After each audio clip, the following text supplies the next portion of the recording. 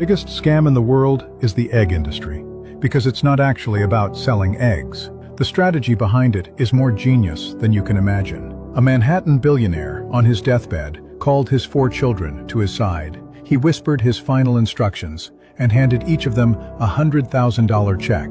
He said, "Take this money and go into the egg business for 1 month. Whoever makes the most profit will inherit the biggest share of my fortune." The 4 children took the money and went to start their businesses. The oldest bought a farm with $100,000 and then bought 500 top-quality laying hens for $40 each. Jack dealt with chickens every single day, feeding them, cleaning up, and picking up eggs with his own hands. Every day he harvested a batch of eggs and sold each for 50 cents. After deducting costs, he earned 20 cents per egg. By the end of the month, Jack made about $3,000. He worked for 30 days and didn't earn much. Plus, he was totally exhausted, smelled like chicken manure, worked 12 hours a day, and hadn't taken a single day off. The second child, Mary, saw her brother struggling and thought, "I want the eggs, so why do I have to raise the chickens myself?" She didn't buy any chickens. Instead, she went to outside poultry farms and negotiated a partnership.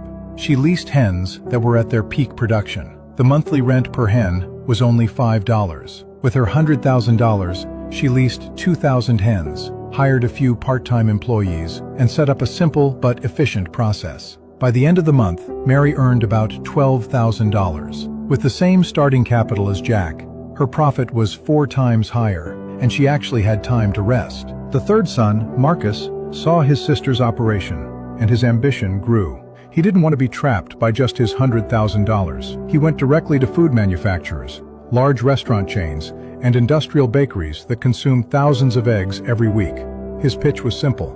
"I'll supply you with eggs at 10% below market price, but we sign a contract, and you pay 30% up front." Those companies hesitated, fearing Marcus would run off with the money, so he used his father's reputation as a guarantee. The buyers signed one by one. He collected over $500,000 in prepayments, rented massive coops, hired workers, and expanded the scale to 20,000 chickens. By the end of the month, Marcus netted over $120,000. The starting capital was still that original $100,000, but Marcus figured out a powerful logic. Reputation is capital, and connections are capital. You have to know how to use them. Billy, the youngest, saw them diving headfirst into the egg business and thought differently. "They're all fighting over the same cake.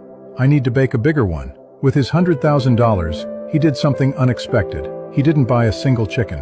Instead, he spent the first week doing research, talking to farmers, and visiting distribution centers to master the entire industry's logic. Then, he built a simple app that connected small poultry farmers directly with local restaurants and grocery stores. No middlemen. Farmers could sell for a higher price, and buyers got fresher eggs. The platform took an 8% commission on every transaction. He spent his $100,000 on marketing, infrastructure, and hiring 2 sales reps. Within 3 weeks, over 50 farmers and 150 buyers were using his platform, with hundreds of daily transactions. But Billy didn't stop there. He found that these farmers needed supplies, feed, medicine, and equipment. So he partnered with agricultural suppliers. If the farmers bought supplies through his referral link, he'd get a 5% commission. He also noticed delivery trucks were constantly running between farms and buyers.